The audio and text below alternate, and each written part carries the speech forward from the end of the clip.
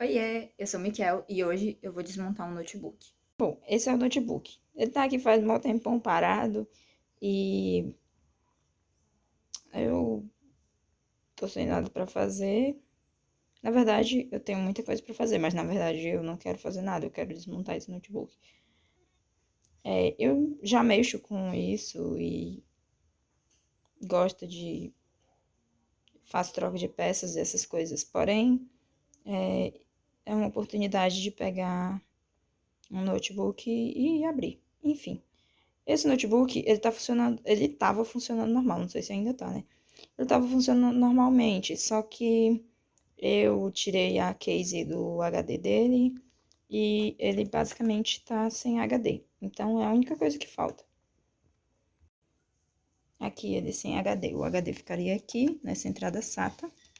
Essa é uma entrada SATA. E ele tem essa borrachinha de proteção. Ele é o RV415 da Samsung, que é a especificaçãozinha dele. E a bateria dele não estava funcionando, por isso que eu parei de usar. E aí, essa bateria que tá aqui, ela não funciona. Mas mesmo assim, a Berenice já veio olhar o que eu tô fazendo. Mas mesmo assim, é sempre bom tirar a bateria antes de abrir qualquer dispositivo. Essas aqui são as memórias, ele é de memória troca fácil. Tá bem sujinho, observe os detalhes da sujeira. E, enfim, pra gente remover a memória, basta fazer... Opa! No caso, é afastar. Ui, assim ela sai. E aqui eu preciso pegar com bastante cuidado, porque como é uma memória, essa partezinha é muito delicada. Ui.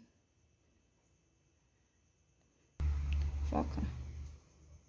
Aqui, ela é uma memória RAM de 2 GB. Então, ele tem duas memórias RAM de 2 GB, o que dá o total de 4 GB. Mas ele poderia expandir um pouco mais. Novamente, eu sem saber como que... afastando. Na teoria é muito fácil, na prática sempre dá umas enganchadas. Porque também eu só tô usando uma mão, né, gente? Tcharam. E essa é a outra memória, que também é de 2 GB. Assim, dizem que é interessante você colocar duas memórias que sejam da mesma quantidade de giga, para não dar incompatibilidade. E é importante sempre observar a voltagem da memória para que não dê nenhum problema, né? Porque se você botar com uma voltagem que não é adequada para essa placa, ela não vai prestar. Então, agora eu vou tirar os parafusinhos. Vou tirar. O bom é que essa chave, ela tem meio que um imã na borda. Então, ela é legal de tirar os parafusos. Vou tirar e depois, quando eu abrir, eu mostro. E aqui está ele, RV415. Tirei todos os parafusinhos, estão todos aqui. E agora eu posso abrir essa carcaça. Gente, eu tô fazendo aqui super na gambiarra mesmo, assim, por cima da mesa, da cozinha. Existe um equipamento adequado, porque eu realmente não tô nem aí pra esse notebook, porque ele já tá velho e não tá funcionando direito, então não tem problema se queimar algum dispositivo, mas o ideal é fazer isso utilizando a pulseirinha, da voltagem e todos os equipamentos necessários, tá? Pronto, aqui eu já acabei de ir retirando aqui as travas, e aí a gente já consegue liberar para ver ela, a nossa placa-mãe. Aqui na placa-mãe, é uma coisa muito interessante, dá pra ver que ela tá bem suja, porque faz tempo que não é aberta. Uma coisa bem interessante é a gente saber que todos os outros componentes do computador, todas as outras coisas, elas vão estar acopladas de alguma maneira aqui na placa-mãe, certo? Se você pegar, por exemplo, esse fiozinho que veio daqui Ele vem... E aí, ó, ele vem até aqui. Para eu tirar a placa-mãe, eu preciso tirar cada um desses componentes que tá acoplado nela. Aqui, ó, a entrada do HD que a gente tirou logo no início, né? Que tava sem HD, a gente tirou só a placa. Aqui a entrada SATA. Aqui a gente tem o cooler, que é o ventiladorzinho, que ele vai resfriar o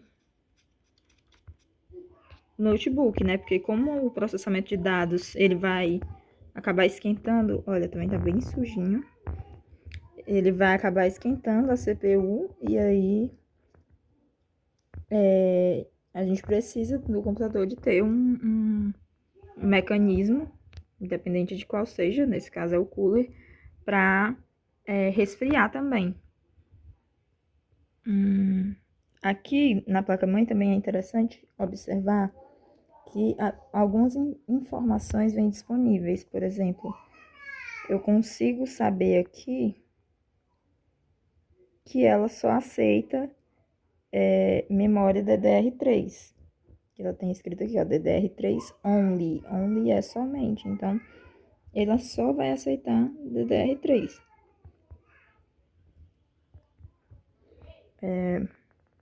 Essas coisinhas eu acho muito bonitinho. Parece uma cidade, meu Deus.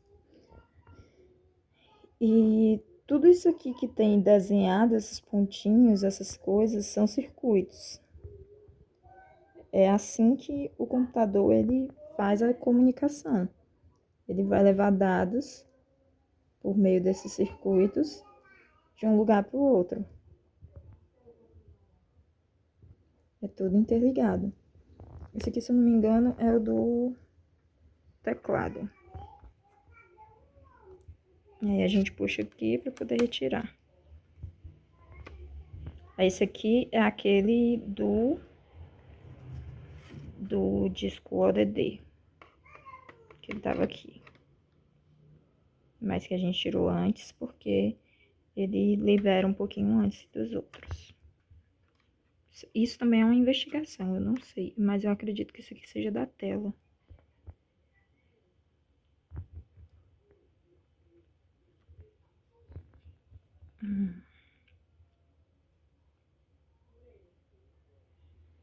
Mas olha só, tudo acoplado, porque ele tem esses dois linkzinhos, ó, aqui tem os dois buraquinhos, e ele se liga aqui no fio, e o fio vai até próximo da trava. Então é muito provável que ele por baixo vá lá pra tela. Aqui a gente tem a entrada USB. Ela tem uma plaquinha um pouco mais distante, né? Ela é uma placa que é acoplada também, né? E as outras entradas aqui também. A gente tem HDMI e a VGA, entrada e saída de áudio e vídeo, não, áudio e voz e cartão de memória.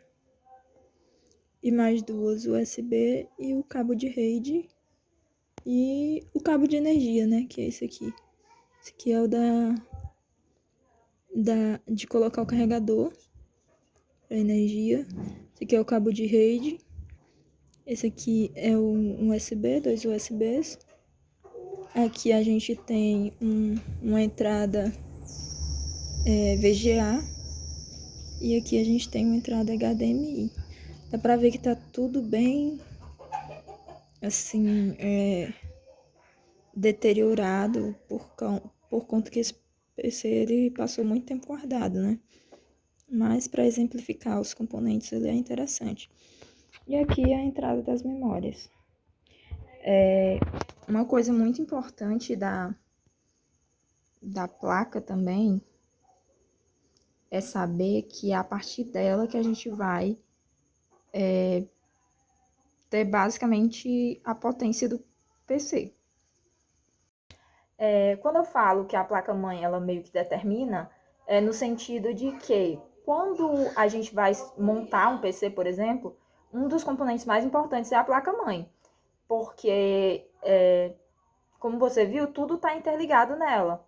Então, como ela é esse componente que acopla todos os outros componentes, então eu preciso saber a potência, o que ela vai aguentar. Então, não adianta eu comprar uma memória se a minha placa está dizendo aqui que ela só aceita DDR3.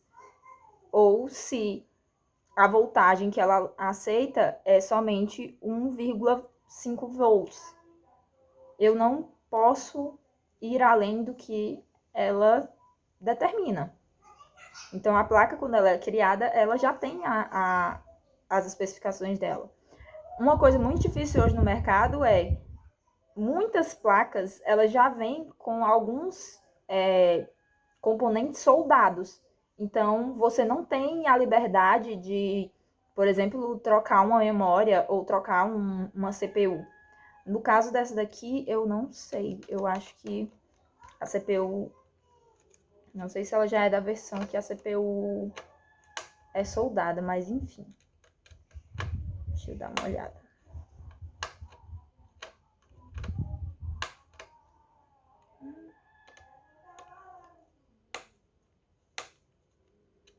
Está meio travando.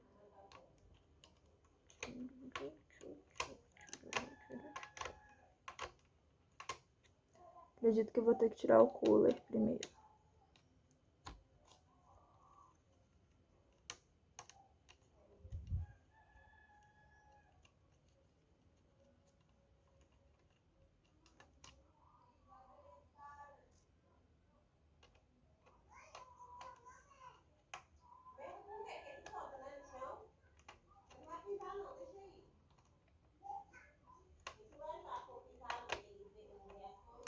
Tem até uma molinha aqui. Meu Deus.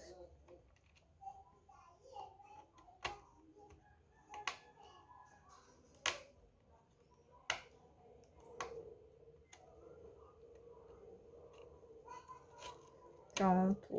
Aqui ele soltou. Super sujo. Aqui ele soltou essa parte. E o cooler ainda tá com um parafuso.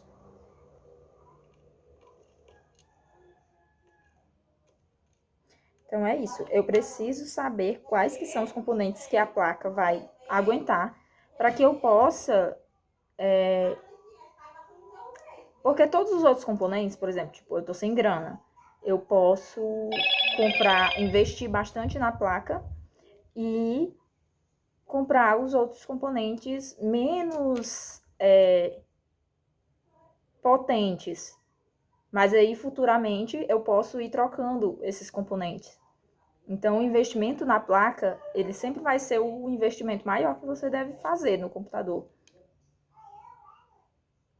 Pronto, aqui ó, o cooler, que é o ventiladorzinho.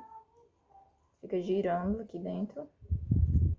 E aí ele tem um conector com a placa-mãe para que ele possa receber energia, né, e funcionar. Deixa eu tentar aqui, as minhas unhas não são tão...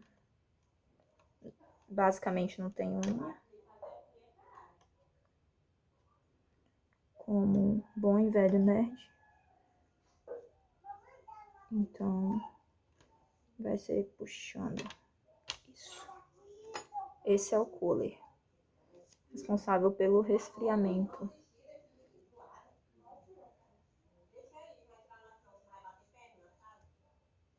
O processador, que tem aqui, ó, CPU. O CPU não é o gabinete, CPU é o processador. Ele tá aqui, debaixo desse negocinho que se liga com o cooler, tá certo? Então, esse é ele. Ah, o que é isso em cima? É um outro elemento de refrigeração, que é a pasta térmica, que é para tentar manter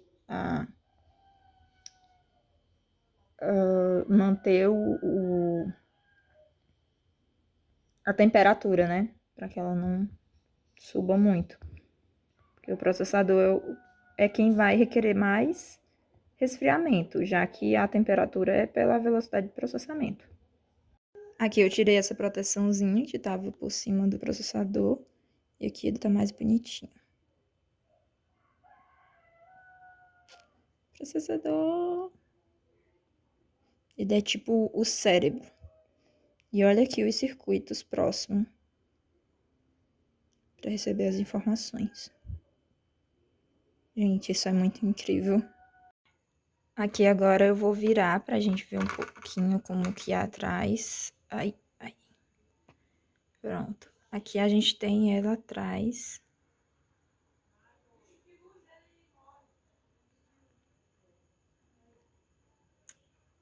Tá bem sujo, bastante sujo. Mas a gente consegue ter uma visualização. Aqui novamente os componentes aqui para entrada. E aqui tem a bateria da BIOS. É muito importante. Às vezes o computador não liga simplesmente porque não tá, porque essa bateria está descarregada. Então, assim, como eu falei, isso é um canal de aleatoriedades. E eu gosto muito de computador. E eu vou voltar para a área de TI. Tipo, eu já tive a oportunidade de entrar na área de TI, e aí passou o tempo, e aí eu acabei saindo do caminho, indo para a área de letras, e depois eu voltei, agora eu tô voltando mais uma vez para a área de TI. E uma coisa que atrasou muito meus estudos na área de TI foi o medo de abrir os dispositivos. Era algo que, na verdade, eu não era incentivado a fazer, né? Então, é muito importante, se você tiver um celular antigo, uma coisa velha, abre para tentar ver como que funciona. Porque quando você abre, você consegue imaginar como é o funcionamento daquilo. A gente chama isso de engenharia reversa. Desmontar para saber como é que funciona. Porque a engenharia monta para que a coisa funcione. E aí a gente desmonta para ver como que funciona. Isso é meio que um sistema de engenharia reversa. E isso é muito importante no aprendizado na área de TI. Essa curiosidade de abrir as coisas, mexer e fazer gambiarras. Você vê que eu estou usando aqui o tempo todo material que nem é o material adequado. Criei vergonha na cara e comprei as coisinhas para parar de abrir os negócios de faca. Mas em breve eu vou começar a abrir com o material adequado mesmo. E é isso. Até o próximo vídeo.